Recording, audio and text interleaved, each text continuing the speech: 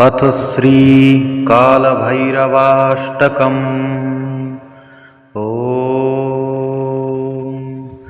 देवराजसेव्यमानपावनाङ्घ्रिपङ्कजं व्यालयज्ञसूत्रमिन्दुशेखरं कृपाकरं नारदादियोगिवृन्दवन्दितं दिगम्बरं काशिकापुराधिनाथकालभैरवं भजे।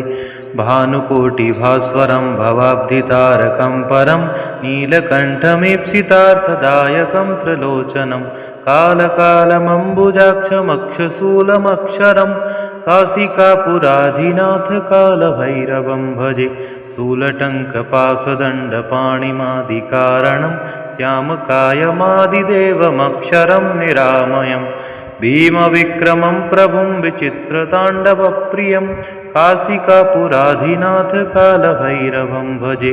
भुक्तिमुक्तिदायकं प्रशस्तचारुविग्रहं भक्तवत्सलं स्थितं समस्तलोकविग्रहं विनिक्वणन्मनोज्ञहेमकिङ्किणीलसत्कटिं काशिकापुराधिनाथकालभैरवं भजे।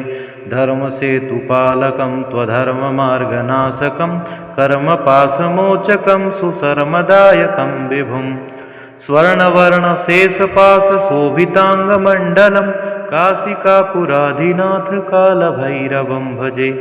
रत्नपादुकाप्रभाभिरामपादयुग्मकं नित्यमद्वितीयमष्टिविदैवतं निरञ्जनं मृत्युदर्पणासनं करालदंष्ट्रमोक्षणं काशिकापुराधिनाथकालभैरवं भजे।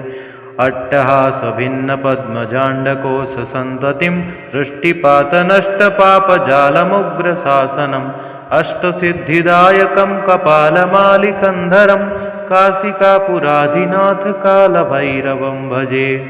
भूतशङ्कनायकं विशालकीर्तिदायकं काशीवासलोकपुण्यपापशोधकं विभुं नीतिमार्गकोविदं पुरातनं जगत्पतिं काशिकापुराधिनाथकालभैरवं भजे।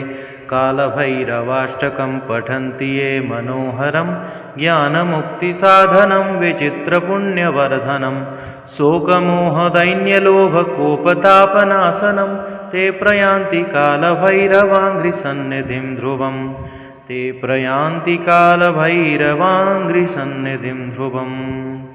इति श्रीमच्छङ्कराचार्यविरचितं कालभैरवाष्टकं सम्पूर्णम्।